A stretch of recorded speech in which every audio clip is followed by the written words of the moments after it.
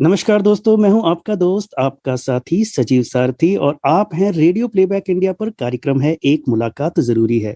दोस्तों, इस कार्यक्रम में जैसा कि आप जानते हैं, हम आपका परिचय कराते हैं फिल्म, संगीत और साहित्य जगत के जानी मानी हस्तियों से। तो आज मेरे साथ एक कवि हैं जिनका नाम है डॉक्टर अंकुर गुप्ता। ये पेशे से भी डॉक्टर ही हैं, लेकिन इनके भीतर एक कवि मन है। इसी कवि मन को समझने की कोशिश आज की हमारी इस बातचीत में रहेगी। अभी हाल ही में इनकी किताब माही मीत से मेरा गुजरना हुआ और इनकी कविताएं पढ़कर मैं बहुत अधिक प्रभावित हुआ। मुझे लगा कि इनसे एक बार बात करनी चाहिए और मैंने इनको जब संपर्क किया तो मुझे बहुत और अच्छा लगा कि उनकी आवाज़ को सुनकर, उनकी कविताओं को उनकी आवाज़ में सुनकर। तो ये मुझे लगा कि ये अंकुर जी का परिचय आप सबसे भी होना चाहिए जो हमारे एक मुलाकात के रेगुलर श्रोता हैं। तो मुझे लगता है कि आप लोग इस बातचीत को काफी एंजॉय करेंगे। तो अंकुर जी, बहुत बहुत स्वागत है आपका रेडियो प्लेबैक इंडिया पर। सजीव जी नमस्कार। सभी श्रोताओं को, आपको मेरी तरफ से, अंकुर की तरफ से, सिंगापुर से प्यार भरा नमस्कार। रेडियो प्लेबैक इंडिया और आपका तहे दिल से शुक्रिया कि आपने इस प्लेटफॉर्म पे मुझे आने का मौका दिया और इतना सुंदर मेरा परिचय दिया। तो बहुत बहुत हृदय से नमन। जी अंकुर जी, मुझे लगता है कि आपकी कविताएं सुनने के बाद आपका परिचय जो है, मुझे शायद बोलने की भी जरूरत नहीं पड़ेगी। लोग जो हैं अपने आप ही आपसे रिलेट करेंगे उस तरह से। तो आपका जो उपनाम है उसमें आप लिखते हैं रूह साफिर। तो मुझे लगता है कि ये जी मुसाफिर और रूह रूह और मुसाफिर का एक मिलन है जो रूह साफिर है। तो ये जो नाम आपने रखा है, इसके पीछे की कहानी आप बताइए अपनी जुबानी। जी शुक्रिया। मुझे मालूम था कि इस उपनाम से जरूर लोगों में थोड़ी इच्छा होगी, उत्कंठा होगी जानने के लिए, क्योंकि रूह साफिर, देखिए जी ये ना हिंदी का लफ्ज है ना उर्दू का है। जी जी ये मेरा अपना कॉइन किया हुआ लफ्ज है, रूह जी जी साफिर। जी, हाँ हाँ हाँ। हाँ, मैं पहले 2019 तक मैं अपना उपनाम, मैं शायरी देखिए 12 साल की उम्र से कर रहा हूँ, तो अच्छा। मैं कुछ डायरी में लिखता था। अब जब से फोन आए हैं तो फोन के नोट्स में कुछ ना कुछ लिखते रहते हैं। हम्म। और मैं 2019 तक मुसाफिर के उपनाम से लिखता था। अच्छा। ओके। हाँ जी। तो लेकिन जैसे जैसे कहते हैं ना कि आपकी शायरी ना वक्त के साथ गहरी होनी चाहिए। जी जी जी। तो 2019-20 शायद कोविड की वजह से, शायद कुछ घर में रहने की वजह से, कुछ ऐसा वक्त मिला, बहुत हम्म। लोगों को पढ़ने का मौका मिला और खुद को जानने का मौका मिला। अच्छा। ओके। और कुछ ऐसे लोगों से मुलाकात हुई जिससे मुझे लगा कि सबसे पहले अपनी रूह को पहचानना बहुत आवश्यक है। ओके। और कुछ ऐसे मेरे साथ वाकयात हुए, कुछ ऐसे सौभाग्य समझिए कि कुछ ऐसे इंसिडेंट्स हुए कि मुझे ऐसा लगा कि मुझे सबसे पहले, मैंने अपनी पहली बार अपनी रूह को देखा। ओके। और जिंदगी के सफर में देखिए, मुसाफिर तो हम सब हैं, जी जी जी। लेकिन रूह साफिर हम तब होते हैं जब हमारी पहचान अपनी ही रूह के रूप से होने लग जाती है। जी। तब मैंने अपने आप को सोचा कि मेरा उपनाम अब रूह साफिर होना चाहिए। और रूह साफिर को देखना, महसूस करना अपने आप में ही एक उपलब्धि है। जी। तो इसके बहुत से तरीके हैं कि आप अपनी रूह को कैसे देख सकते हैं। या तो आप किसी से इतनी मोहब्बत करें कि आपको ऐसा लगे कि आपकी रूह उसकी आंखों में उतर आई। जी जी। ठीक है। ये आपकी ऐसा किसी भी हो कविता में सकता भी है। है। हाँ जी। या ऐसा हो सकता है कोई आपके अंदर ऐसी प्रतिभा जगा दे, या आपको लगे कि आपकी अपने आप ही अंदर अपनी रोशनी से आप चमकना शुरू हो गए। जी जी जी। या फिर आप मीरा और कबीर के रास्ते पर चलकर उस परम पिता परमात्मा से आपकी लगन ऐसी लग जाए कि हम्म। आपकी रूह, आपकी आत्मा उस परमात्मा से एकाकार हो जाए। तो इन इन कुछ चीजों से आप अपनी रूह से साक्षात्कार कर सकते हैं। सो कुछ कुछ ऐसा मुझे भी अनुभव हुआ, तो मैंने अपना नाम रूह साफिर रखा। कुछ ऐसे अनुभव बताइए जो आपको इस कोविड के दौरान हुए, जिसकी बात आप कर रहे थे। सबसे पहले मैं सजीव जी बताना चाहूंगा, मैं ना ज्यादा अ, अ, किताबें, नॉवेल्स पढ़ने वाला नहीं था कुछ भी। जी मेरा जी। जिंदगी का ज्यादा अनुभव जीकर ही सीखा है। तो हम्म। पढ़ने से शुरू से कुछ ऐसा हुआ कि सिर्फ पढ़ाई के अलावा ज्यादा कुछ पढ़ा नहीं। हम्म। तो इन 2 सालों में प्यार, स्पिरिचुअलिटी, रिश्ते, खुद की पहचान, निज की खोज, इन सब विषयों पर बहुत सारा पढ़ा। ओके। कुछ ऐसे बहुत ही करीबी दोस्त मेरी जिंदगी में आए जिन्होंने मुझे इन सब विषयों पर मेरी एक तरह से आंखें खोल दी। और अच्छा। मुझे लगा कि मैं बहुत अब तक सतही जिंदगी जी रहा था और बहुत ही सतही शायरी शायरी कर रहा था। हम्म। तो लिखते लिखते मुझे ये एहसास हुआ कि ये जो मेरे अनुभव है पिछले 1-2 वर्ष के, जो कुछ ऐसे लोगों को जिनको शायद अपनी रूह से मिलना बहुत पहले हो चुका था, लेकिन ये है कि वो कहते हैं कि the best of human comes out from another human only. तो फिर जब आप अपने जैसे किसी को और देख लेते हैं, तब फिर मुझे ऐसा लगा कि हाँ, ये वो वक्त आ गया है जब मुझे अपनी लेखनी में, अपने पढ़ने में जो गहराई है वो लानी पड़ेगी, और वो फिर खुद ब खुद आना शुरू हो जाती है। तो ये बहुत कुछ इस विषय पर पढ़ने और कुछ बहुत ही दिलचस्प और गहरे लोगों से मिलने का नतीजा। ओके। तो अंकुर जी, आपने बताया कि आपने 12 साल की उम्र से लिखना शुरू किया था, तो लिखने का जो ये शौक था, ये आपका और परवान कैसे चढ़ा? क्योंकि आप पेशे से डॉक्टर हैं और मुझे पता है कि एक डॉक्टर बनने के लिए कितनी मशक्कत करनी पड़ती है, तो आपने जी भी जाहिर सी बात है वो सब चीजें करी होंगी। थोड़ा सा अपना बैकग्राउंड बताइए कि इंडिया में आप कहाँ से थे और कैसे आप सिंगापुर में जाकर सेटल हुए, और ये जो साथ के साथ आपका लिखने का सफर था ये कैसे चलता रहा और कैसे परवान चढ़ा? जी, तो मैं मूलतः जलंधर पंजाब से हूँ जी। मैं पंजाबी हूँ। वहीं पे जन्म हुआ एक बिजनेस फैमिली में, और जन्म से मैं क्रिकेटर बनना चाहता था, और जो कुछ हो सकता था, जितने पापड़ में बेल सकता था, मैंने सब कुछ किया क्रिकेटर बनने के लिए, कपिल देव से मिलने के लिए, अजरुद्दीन से मिलने के लिए, और बहुत कुछ, मतलब जो एक बच्चे की ख्वाहिश होती है हिंदुस्तान में हर बच्चे की, वो सब मैंने किया। लेकिन कहीं ना कहीं शायद घर वालों की शुरू से ही एक ख्वाहिश थी, जैसे आज से 30 साल पहले था कि अगर बच्चा पढ़ाई में थोड़ा सा अच्छा है तो इसको डॉक्टर या इंजीनियर बनाना चाहिए। जी जी। तो उन्होंने सोच रखा था कि मुझे डॉक्टर बनाना है। तो शायद इस सब की जो एक ऊहापोह था, जो कश्मकश थी, वो जल्दी शुरू हो गई कि दिल और दिमाग की जो जंग थी ना, और वो धीरे धीरे शायद लेखनी में आनी शुरू हो गई 12 वर्ष की आयु में, क्योंकि ये वही वक्त था जब मैं क्रिकेट खेलना चाह रहा था और मुझे 9वीं 10वीं में फिर उसके बाद मेडिकल लेना पड़ा। अच्छा। तो शायद डायरी कहीं ना कहीं मेरा कथारसिस, मेरा अतिसार हो गई। तो मैंने वहां से इसको लिखना शुरू किया, और उसके बाद फिर मैंने अमृतसर मेडिकल कॉलेज से MBBS किया। उसके बाद मैंने MD किया क्रिश्चियन मेडिकल कॉलेज लुधियाना से। और मैं पिछले 12 वर्ष से 13 वर्ष से अंतरराष्ट्रीय बहुराष्ट्रीय दवा कंपनियों में एज ए मेडिकल एडवाइजर और मेडिकल डायरेक्टर के रूप में काम कर रहा हूँ। तो पूरी दुनिया घूमने का अवसर प्राप्त हुआ, बहुत से नए लोग, नए एक्सपीरियंसेस। तो उससे क्या होता है कि आपकी लेखनी में एक और भी मेच्योरिटी आती है, जितने जितने आपने नए अनुभव लिए। तो मैं 2018 तक गुड़गांव में ही था, इंडिया में, और 2018 दिसंबर में मैं सिंगापुर आया हूँ। तो पिछले 3 साल से मैं सिंगापुर हूँ। लेकिन मैंने जैसे कि लिखा कि मैंने हिंदुस्तान में बहुत कुछ लिखा, 30 साल तक मैंने लिखा। अच्छा। लेकिन मुझे कभी ये एहसास नहीं हुआ कि जो मैंने लिखा है ये छपाने के लायक है। ठीक है। तो मैंने अपनी प्रस्तावना में भी और एक्नॉलेजमेंट में भी किताब में सिंगापुर की धरती को जरूर प्रणाम किया।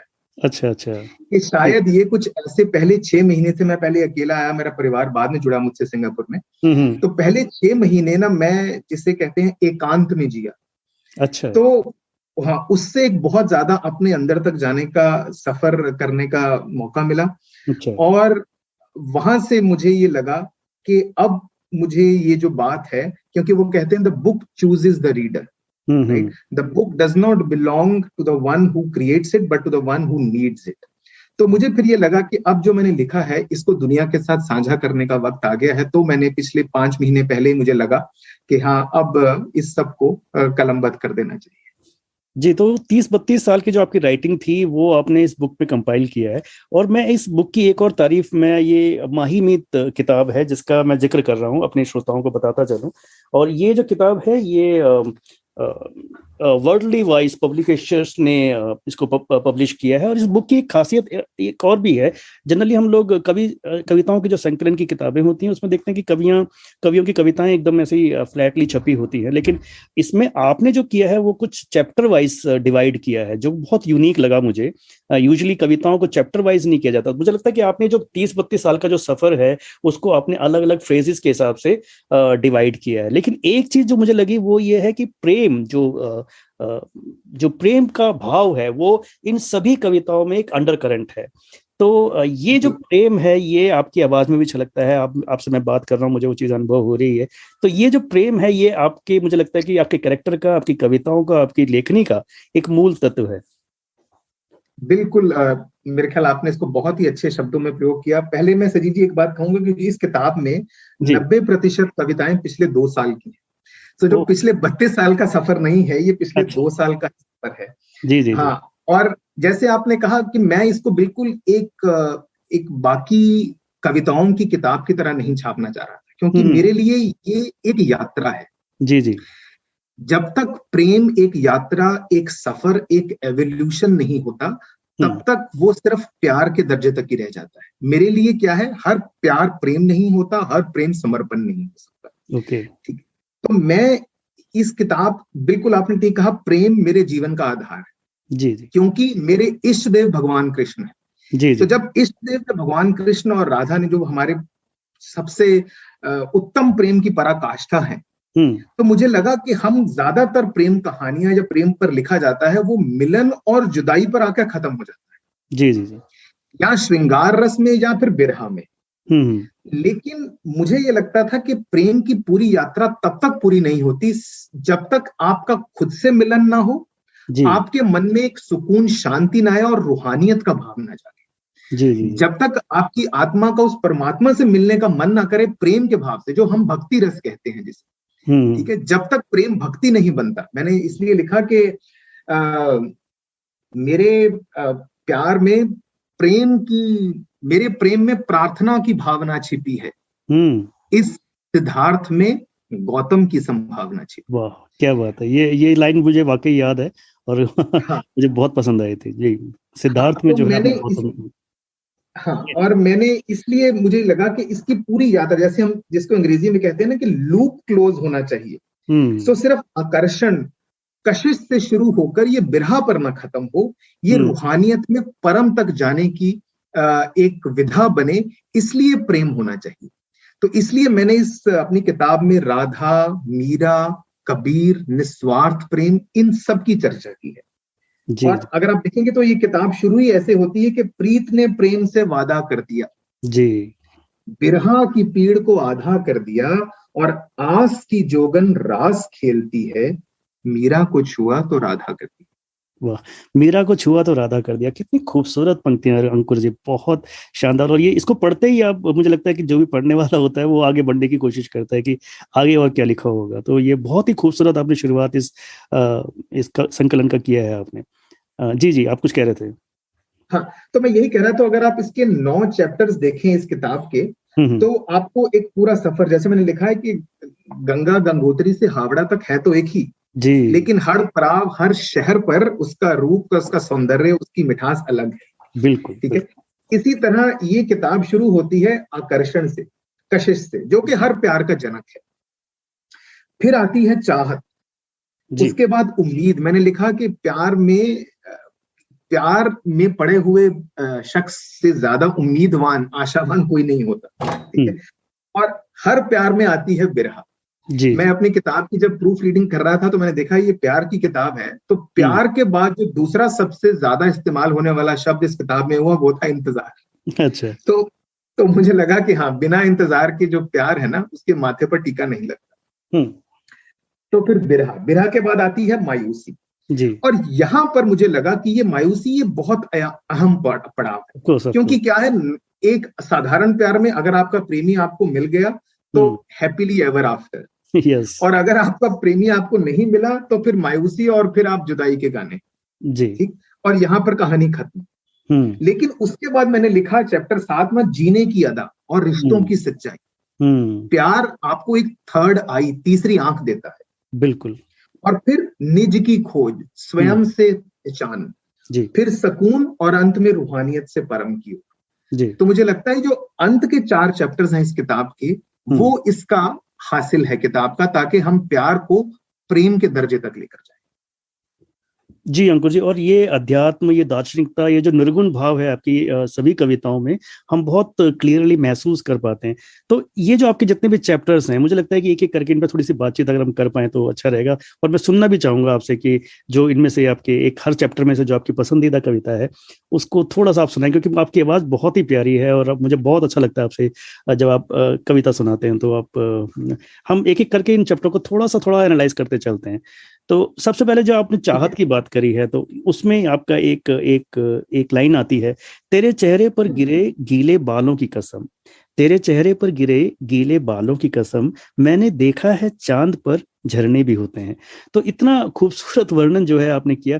और यहाँ पे पूरा एक, अगर आपको रोमांटिक कविताएं पढ़नी है तो ये जो पहला चैप्टर है, ये एक बहुत ही शानदार चैप्टर। तो ये जो रोमांस है आपका, ये इससे आपने शुरुआत करी है, तो थोड़ा सा इसके बारे में बताइए, पहले चैप्टर के बारे में।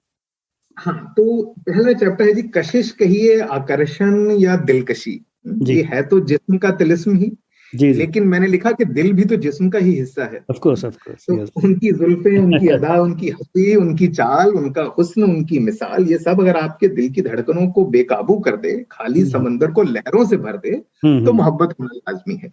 जी जी। तो फिर मैंने इसमें से आपको मैं कुछ सुनाता हूँ कि मैंने ये लिखा जरूर। इसमें कि जैसे उफनती नदी पर दरवाजा नहीं लगता, वाह। जैसे उफनती नदी पर दरवाजा नहीं लगता, उस हसी को अपने अंदाज का अंदाजा नहीं लगता। क्या बात है। ये दो लाइनें मैंने इस पर कही, और इसमें अगर आप देखेंगे तो जुल्फें, चाल, नजाकत, शोखी, सब पर कुछ ना कुछ लिखा गया है। जी जी जी जी। एक हाँ, एक जो बेसिक शुरुआत होती है, कशिश जिसे ऑब्सेशन कह सकते हैं, या एक बिल्कुल, हाँ, जिसे अट्रैक्शन, आकर्षण, सिंपल। जी जी जी जी। जैसे मैं लिखा कि पलके काफी हैं, ये पर्दे का रिवाज कैसा है, क्या बात है। आंखें बोलती हैं, दिल का मिजाज कैसा है, और मेरी रूह को तुमने आर पार देखा है, फिर ये तकल्लुफ कैसा, लिहाज कैसा है।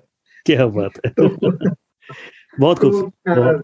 हाँ जी, जैसे मैंने इसमें लिखा कि थोड़ी झील सी रंगत, कुछ नदी सी तबीयत, समंदर सा किरदार लो, मुट्ठी भर शोखी, स्वाद अनुसार सादगी, और बहुत सारा प्यार लो, फिर सरलता, सहजता, रूहानियत के पत्तों से निखार लो, और अब दिल थाम कर बैठो और देखो मेरा प्रियतम तैयार लो। तो बहुत ही खूबसूरत दिया। अंकुर जी, जैसे अब हम कशिश से आपने स्टार्ट किया, फिर चाहत, और चाहत में एक मूल भाव आता है उम्मीद का। देन अगेन आपने कहा कि एक मेन सेक्टर जो आता है वो बिरहा का आता है। तो मुझे बाबा फरीद याद आए वहां पे कि वो कहते हैं कि बिरहा बिरहा बिरहा आखिए, बिरहा ते सुल्तान, जिस तन बिरहा ना उपजे वो तन जान मसान। तो ये जरूरी है, मुझे लगता है कि जो बिरहा का जो फैक्टर है वो किसी भी प्रेम में बहुत आवश्यक है। और जब तक आप उस परम पिता से अपनी बिरहा को महसूस नहीं कर पाओगे, तब तक आप उस तक बढ़ने की चाहत भी कैसे करोगे। तो बिरहा के ऊपर आपने जो लिखा, उनमें से कुछ प्लीज सुनाइए। हाँ, मैं बिरहा क्या है जी, इंतजार, तड़प, आंसू, मैं कहता हूँ ये इश्क का श्रृंगार है, ये इसकी कीमत बढ़ाते हैं, इसे अनमोल कर देते हैं। Of course. तो इसमें मैंने लिखा कि ये 4 लाइनें कि मौसम एक सा ही है मेरी आंखों में तुम्हारी भी, बादल बरसे भी ना और हो पूरी तैयारी भी। मौसम एक सा ही है मेरी आंखों में तुम्हारी भी, बादल बरसे भी ना और हो पूरी तैयारी भी, यूं तो ठीक सा ही जी रहा हूं तेरे बिना मैं, कुछ मलाल, एक कसक, थोड़ी बेकरारी भी। क्या बात है, क्या और बात। जैसे आपने कहा कि बिरहा में उस ईश्वर से, और मैं, मेरी हर कविता में या हर चैप्टर में एक ये कोशिश है कि इसको कहीं ना कहीं रूहानियत से जोड़ूं। जी जी, है ना, कहीं ना कहीं। तो मैंने ये लिखा कि दिल की मर्जी मर्यादा नहीं हो सकती, सच्चे प्रेम में दूरी बाधा नहीं हो सकती, और कौन किसके कितना करीब ये किसको पता, रुक्मिणी कृष्ण संग पर राधा नहीं हो सकती। तो हाँ, तो प्रेम के हर पहलू को ना आपका पाया, क्योंकि पाना ही प्रेम नहीं है, ये इस किताब का एक बहुत अहम पहलू है। कि मैंने लिखा था कि मिलना लिखा था पर मिल जाना नहीं। तो इसका जो भाव है ये बड़ा एक इसमें इंपॉर्टेंट भाव है कि मैंने कहा कि दिल में हो तो मिलने की आस नहीं होती, क्या पानी में मछली की प्यास नहीं होती। क्या बात, क्या बात है। वो बोली इश्क में मचलना वजूद है लहरों का, चांद से मीलों दूर पर उदास नहीं होती। तो कहीं ना कहीं बिरहा में भी एक उम्मीद की झलक जी, कि क्या पता किस पन्ने कौन सी किस्त में है, बस इतना ही काफी है तेरी फहरिस्त में। क्या बात है अंकुर जी, शाम रंगीन कर दी आपने तो ये सब सुना के। और वाकई तुम सावन थी, हमें प्यास कुछ और थी। जब तुम सावन थी हमें प्यास कुछ और थी, अब हम बरस रहे हैं तुम्हें आस कुछ और है। क्या बात। तो जी ऐसा जी बहुत कुछ बिरहा में, हाँ, उसके अलग अलग रूप। जी। जी जी। और आप बिरहा पे रुके नहीं, वहां से आपने एक जैसे फैक्टर उठाया मायूसी का, फिर जिंदगी के सच, एंड देन वहां से आपने स्वयं की खोज के लिए रास्ता निकाला। तो एक वहां पे हाँ एक बात आपने लिखी है कि कयामत के दिन मेरे गुनाह गिन लेना, आज तो मेरी हाँ नेकियों का सिला दे। तो ये मुझे लगता है कि ये थॉट वो जो स्वयं की खोज में रहा होगा, वहां से निकला निकला है। तो थोड़ा सा वो जो स्वयं की खोज रही है, वो हमें विस्तार से बताइए, क्योंकि मुझे लगता है कि अधिकतर प्रेमी जो है बिरहा तक रुक जाते हैं, जैसे कि आपने ये बताया। हाँ। तो उसके आगे क्या करें? मैंने ये लिखा कि देखिए हमारे ना क्या कितना, अगर आप गीता पढ़ें या किसी भी स्पिरिचुअलिटी में जाएं, तो एक है कर्म योग, एक है जी। ज्ञान योग, और फिर एक भक्ति योग। हम्म। ठीक है। इन सब का पहला और सबसे पवित्र उद्देश्य है खुद की पहचान, नित्य की खोज और स्वयं से प्यार। जी जी। ये अपने आप में ही यात्रा का पूरा हासिल है, ये हम्म अपने आप में ही मंजिल है। हम्म। क्योंकि जो स्वयं से प्रेम नहीं कर सकता, वो खुद की रोशनी नहीं पहचानता, वो किसी के पूरे मन से निस्वार्थ प्रेम कर ही नहीं सकता। Exactly, yes. तो मैंने इसमें दो लाइनें कहीं लिखी कि चमकने लगा अपनी ही रोशनी से, हम्म। ये ऐसा तुमने मुझ में क्या जगा दिया। आहा। हाँ। तो ये जो है ना, सच्चा प्यार आपको अपने ही सर्वोत्तम रूप में ढाल देता है। और हम्म। मुझे लगता है ये प्यार की विरासत है, इसे संभाल कर रखना चाहिए। बिल्कुल। और मैंने ये लिखा कि अगर आप स्वयं से प्रेम नहीं कर पाए, तो जिसके प्यार का दावा करते हैं वो भी धीरे धीरे एक फीकी याद या फिर मलाल बनकर रह जाएगा। हम्म। हम प्रेम को नहीं, प्रेम हमें चुनता है। जी और जी। अगर आप वो खुशकिस्मत हैं जिसे प्रेम ने अपना मुखिया चुना, तो अपना भी, आपका भी फर्ज है कि अपना सबसे शानदार और पाक साफ किरदार बनाइए। हम्म तो ये एक प्रेम की यात्रा है कि उजाले कम ना हो, मशाल बन जलती रहती है, वो हम्म। कोहरे में एक कोना पकड़ चलती रहती है। वाह वाह। वाकिफ है अपनी हर मुख्तलिफ शख्सियत से वो, पर हम्म। अपनों के लिए कांचे में ढलती रहती है। क्या बात। बात उसूलों की हो तो चट्टान के जैसे खड़ी है, और हम्म जज्बातों में मोम की तरह पिघलती रहती है। हम्म। और कब तक बदलते जाएंगे जमाने के हिसाब से, वो रोज खुद को थोड़ा थोड़ा बदलती रहती है। हाँ हाँ हाँ। और ख्वाबों की तन्हाई में तो सब मचल लेते हैं, वो हकीकतों की भीड़ में भी मचलती रहती है। हम्म और नाप रही है भंवर और अपने जिगर की गहराई, वो हम्म। फिलहाल किनारे किनारे संभलती रहती है। तो ये ऐसा भाव कि जहां पे आपको लगे कि हाँ, आप अब एक नाजुक दौर पे हैं, जहां आपको अपने अंदर का आईना दिख रहा है। हम्म। तो इसलिए निज की खोज मेरे लिए इस किताब का सबसे अहम पड़ाव निज की खोज है। जी जी जी जी। उसके बाद फिर आप एक सुकून की बात करते हैं, एक पीस की बात करते हैं, जहाँ पे आपको वो पीस मिलता है। उसके बाद आप रूहानियत की बात करते हैं। फिर आपका जो टाइटल है किताब का, माही मीत, मुझे लगता है कि वो आपके जो आपके ईश्वर हैं, या कृष्ण जी जिन्हें आपने कहा, राधा जिन्हें आपने कहा, तो वो मुझे लगता है कि वो आपके माही मीत हैं जो आपको मिलते हैं टूवर्ड्स द एंड। तो एक पूरी जर्नी आपने कवर की है। मैं ये आपका जो स्नेह है राधा कृष्ण के प्रति, इसके बारे में भी कुछ बताइए। देखिए मेरी माता जी शुरू से ही भगवान कृष्ण की भक्त हैं। तो जी। हम 30-35 वर्ष से मंदिर जाना और गौड़िया मठ और इस्कॉन को फॉलो करना। अच्छा। लेकिन वो है कि शुरू से आप उसको एक तरह से रिचुअल मान के चलते हैं एग्जैक्टली, यस। ना। लेकिन मैं क्या, देखिए हमारे भगवान राम ने अपने जीवन में जो किया, मर्यादा में रह के किया, वो मर्यादा पुरुषोत्तम थे। जी जी। भगवान कृष्ण ने जो किया, मर्यादा से बाहर किया, वो बाहर लीला है। पुरुषोत्तम। Exactly exactly, yes. तो तो भगवान ये कृष्ण ये प्रेम भगवान की, कृष्ण जो है, मुझे लगता है कि हम लोगों को ज्यादा अपने करीब लगते हैं, हमारे जैसे लगते हैं वो, क्योंकि इंसान तो हमारे गलती करता ही है ना?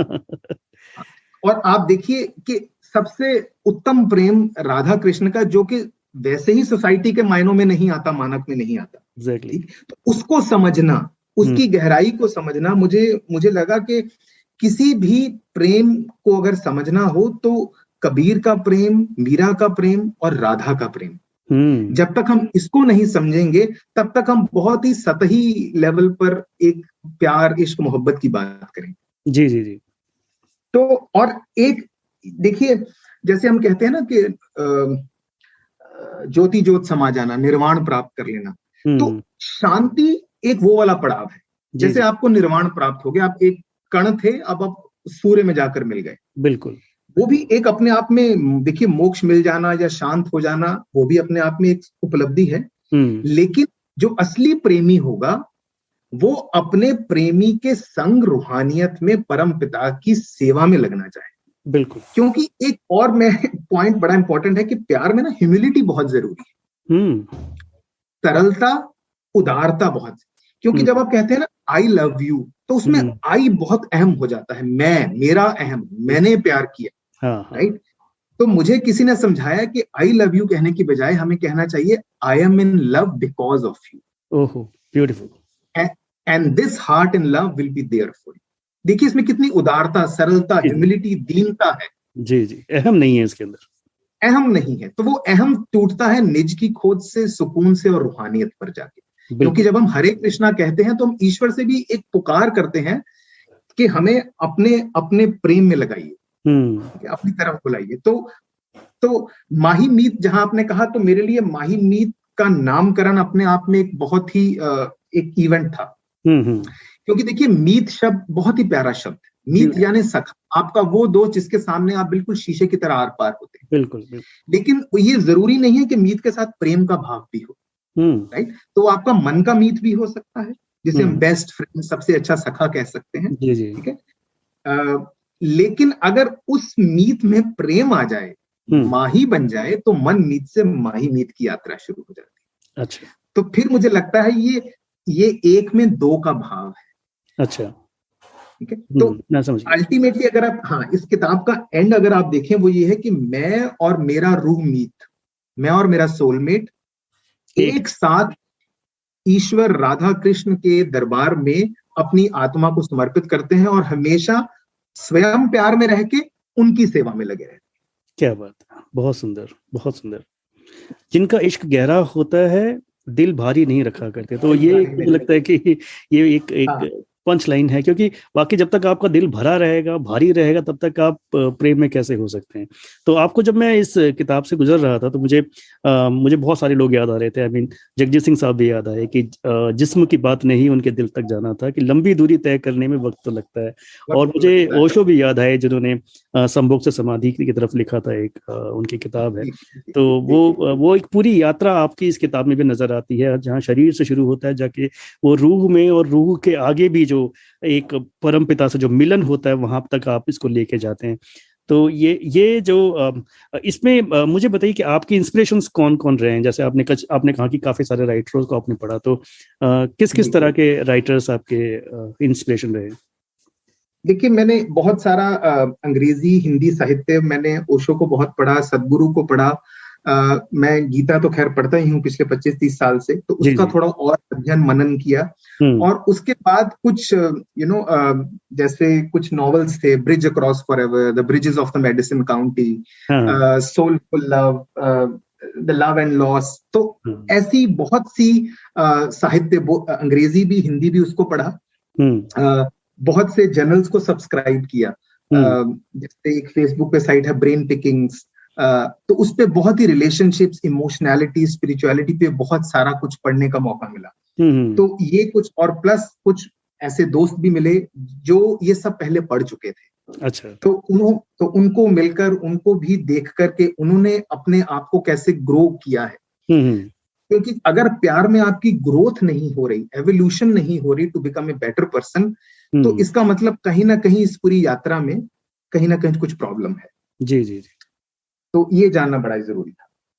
जी, तो ये आप एक पेशे से डॉक्टर है, जैसे मैंने पहले ही बताया, तो काफी जिम्मेदारी का काम होता है। एक डॉक्टर का प्रोफेशन बहुत टाइम कंज्यूमिंग होता है। तो आप ये दोनों चीजें कैसे मैनेज करते हैं, लिखना भी और पेशा भी अपना? देखिए लिखना का तो पहली बात, तो मैं I am not a conventional doctor. मैंने डिग्री डॉक्टरी की ली है, लेकिन मेरा पेशेंट ओरिएंटेशन कम है, क्योंकि आई am in the corporate side. अच्छा। तो इसलिए हालांकि ट्रैवल बहुत है और डॉक्टरों से मिलना बहुत होता है, लेकिन सीधा पेशेंट के साथ इंटरेक्शन कम है। अच्छा। लेकिन फिर भी मुझे लगता है एक डॉक्टर होना भी अपने आप में इमोशनल इंटेलिजेंस को बढ़ाता है। तो बहुत से लोग, मुझे लगता है इसमें कोई विरोधाभास नहीं है कि एक डॉक्टर कैसे लिख सकता है। नहीं, विरोधाभास नहीं। हाँ, डॉक्टर जिंदगी को बहुत करीब से देखता है। जी जी जी जी। और मेरे एक बड़े परम मित्र हैं, अनुराग आर्य करके, वो भी दिल्ली में, सॉरी लखनऊ में रहते हैं, और बहुत लिखते हैं वो, और बहुत प्यारा लिखते हैं वो भी। तो मेरा सिर्फ ये पूछना था, मतलब था कि दोनों चीजें मैनेज कैसे करते हैं। देखिए, मैंने लिखना के तो क्या है, आप तब तक नहीं लिख सकते जब तक सरस्वती माँ की कृपा नहीं आप। Of course. मैंने कितने कितने दिन हो जाते हैं जब आप एक शब्द नहीं लिख पाते ना। और कई बार ऐसा होता है ये ना, जैसे नल खुला रख जाए तो भी ये वो वाला है। मैंने अभी पिछले 1 दिसंबर को, मुझे नहीं पता क्या हुआ, मैंने उस दिन 4 गजलें 5-6 शेर बस 2 घंटे में लिख दिए। अच्छा। तो ये मैं कोई ऐसा सोच के, मेरी कोई रूटीन नहीं है कि हाँ जी इसमें इतना लिखना है, और ऐसे वो मेरा कभी भी ऐसा नहीं रहा। मैं ऑन डिमांड नहीं लिख सकता। तो मैंने इस पे 4 लाइनें भी लिखी कि नहीं लिखा तो महीनों कुछ नहीं लिखा, नहीं लिखा तो महीनों कुछ लिखा नहीं, और लिखा तो फिर क्या कुछ लिखा नहीं। और सच्चाई इतनी सी है बस शायरी में मेरी, कि जो जिया नहीं वो कभी कुछ लिखा नहीं। तो हाँ बिल्कुल, जो भी आपने लिखा है वो जिया हुआ है आपका, और आपके जीवन का सच है, और काफी गहराई से महसूस किया। और इसीलिए आपके जो शब्द है ना, वो इंस्टेंटली पढ़ने वाले को अपनी तरफ जोड़ लेते हैं। वो आप सच्चाई आपको शब्दों में महसूस होती है। मुझे तो यही महसूस हुआ। तो अंकुर जी, आपके लिए रनिता जी लिखती हैं कि आप बहुत इंस्टेंटली कविता रच लेते हैं। तो कुछ मैं आपको कुछ अगर सिचुएशंस दूं तो आप कुछ करना चाहेंगे उस पर ट्राई? मैं कोशिश कर सकता हूँ जी, हालांकि मैंने बोला मैं ऑन डिमांड नहीं करता, लेकिन कुछ कहिए, देखता हूँ अगर अच्छा अच्छा, ठीक है, चलिए। आपका एक कोई पुराना दोस्त है जो अचानक आपको कहीं मिल गया, और उसने आपको थोड़ा सा पहचानने में उसको समय लगा, तो उस सिचुएशन पे क्या कहना चाहेंगे? हाँ, जैसे मैंने पहले लिखा हुआ था कि दोस्ती में तब्दील अपनी मोहब्बत हो गई। वाह। दोस्ती में तब्दील अपनी मोहब्बत हो गई, शराब में मिश्री घोल दी तो शरबत हो गई। और अब ना सीने में जलन है ना आंखों में लाली, स्वाद क्या बदला अच्छी मेरी सेहत हो गई। तो ये है। और एक मैंने देखिए रिश्तों पे कि आईना वही है अब वो चेहरा नहीं रहा, रहता तो हूं साथ तेरे पर तेरा नहीं रहा। क्या बात। जाने दे अब मुझे इजाजत मांगता हूँ, किसी और की अमानत हूं मैं, मेरा नहीं रहा। ब्यूटीफुल। तो अच्छा, आपकी एक बेटी भी है। अगर मान लीजिए आपकी बेटी आपसे कहती है कि पापा आपके पास मेरे लिए समय नहीं है, तो उसको कैसे समझाएंगे, कैसे कन्विंस करेंगे शायरी में? शायरी में अपनी बेटी को कैसे कन्विंस करेंगे कि समय नहीं है?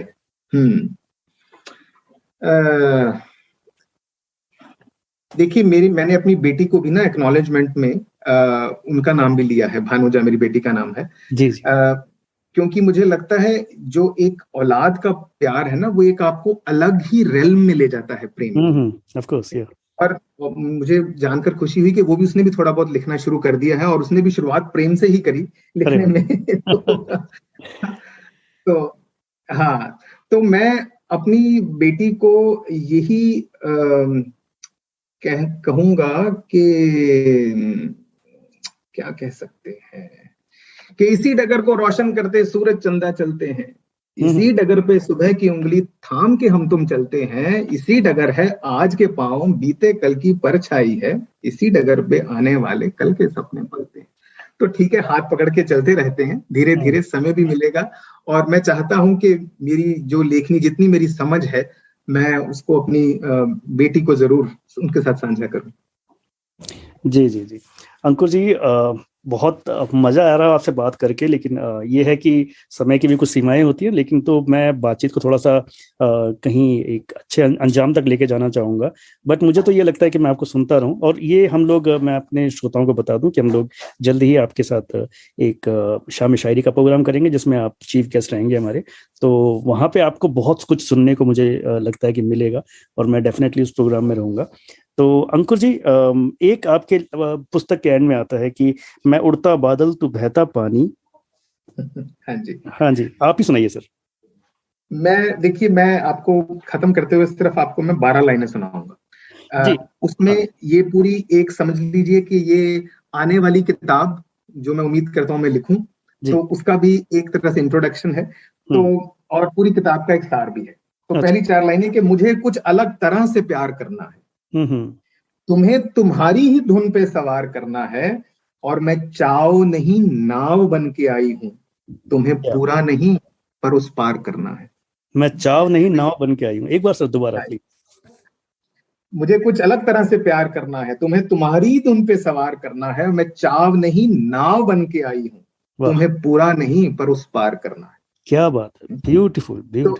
हाँ, तो ये 4 लाइनें हो गई इस किताब का सार। अब आ गया कवि की अपनी तमन्ना कि मैं अपनी वसीयत कहना चाहता हूँ, घर नहीं सफर में रहना चाहता हूँ, और तू नदी है समंदर तेरी मंजिल, मैं मिट्टी हूँ तेरे साथ बहना चाहता हूँ। Beautiful beautiful beautiful. और अंत में 4 लाइनें जो मेरी आने वाली किताब उम्मीद करता हूँ तो उसके लिए कि मैंने नीचे लिखा भी है कि टू बी कंटिन्यूड, क्योंकि सफर है। देखिए कहाँ लिखा जाता है कि मैं उड़ता बादल तू बहता पानी, एक ही रुख है एक रवानी, फलक पे जाके मिल जाते हैं, सरक रही उसी और कहानी। जी जी। तो हाँ, यही उम्मीद है कि फलक पर जाकर या फलक से पहले ही अगर मिल जाएं। ये और मैं चाहूंगा कि ये कहानी हमेशा ही कंटिन्यू होती रहे, आपकी जो लेखनी है वो इसी तरह से चलती रहे और इसी तरह से हम लोग उसका आनंद लेते रहें और कुछ नया सीखते भी रहें, कुछ समझते भी रहें, और जो गहराई है आपकी कविताओं में उसमें डूबते भी रहें। तो अंकुर जी बहुत बहुत धन्यवाद। जाते जाते हमारे रेडियो प्लेबैक इंडिया के श्रोताओं के लिए कुछ शब्द कहते जाइए। रेडियो प्लेबैक इंडिया का तहे दिल से मेरा शुक्रिया। मेरे लिए ये अब तक का सबसे बड़ा प्लेटफॉर्म है कि मेरी किताब को यहाँ पे आके आप सबके सामने मैं उसके बारे में बात कर सका। मैं आप सबसे ये आशा करता हूँ कि आप इस किताब को, ये अमेज़न पर और फ्लिपकार्ट पर उपलब्ध है, इसे पढ़ें और अपना फीडबैक दें। मैं चाहता हूँ कि आप सबके कमेंट्स प्रेम के बारे में, आप सबके विचार कमेंट मुझे पता लगे इसके बारे में। तो यही मेरी उम्मीद है आप सबसे। अपने प्यार को और गहरा करते जाइए, अपने प्रेम को समर्पण तक लेके जाइए और उस प्रेम को रूहानियत से जोड़िए। मेरी आप सबसे यही कामना है और यही प्रार्थना है। जी श्रोताओं, आप भी ये माही मीत जो इनकी किताब है अंकुर जी की, इसको आप अवश्य पढ़ें, आपको बहुत अच्छा लगेगा। और इसमें इन्होंने ये रोमन में भी और देवनागरी दोनों भाषाओं में ये प्रिंटेड है एक ही किताब के अंदर। तो जो हिंदी पढ़ने में इतने कंफर्टेबल नहीं है लेकिन उनको हिंदी समझ में आती है, तो वो भी इस किताब का आनंद ले सकते हैं। तो जरूर इसको पढ़ें। अंकुर जी एक बार फिर आपका बहुत बहुत धन्यवाद और जल्दी ही आपसे मुलाकात होगी। नमस्कार। बहुत बहुत शुक्रिया सजीव जी, आपका बहुत बहुत धन्यवाद। Thank you. नमस्कार, यह रेडियो प्लेबैक इंडिया। गीत, कविता, कहानी या किस्सा, हर जज्बा इंडिया के दिल का। Radio playback India, radio playback India, radio playback India. सुनते रहिए दोस्तों, रेडियो प्लेबैक इंडिया।